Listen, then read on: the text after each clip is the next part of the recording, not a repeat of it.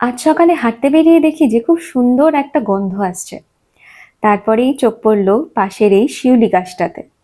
প্রচুর ফুল হয়েছে এবং বেশিরভাগ ফুলই ঝরে ঝরে পড়েওছে। কিছুক্ষণ ওখানে দাঁড়িয়ে ফুল তুললাম।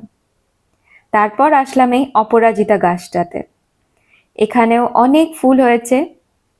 এই রংটা আমার ভীষণ পছন্দের। বেশিরভাগ ফুলই গোলাপি লাল রঙের হয়, কিন্তু এই ফুলটা, এই ব্লু কালারটা আমার ভীষণ ভাল লাগে। অপরাজিতা গাছের পাশেই একটা পেঁপে গাছ আছে।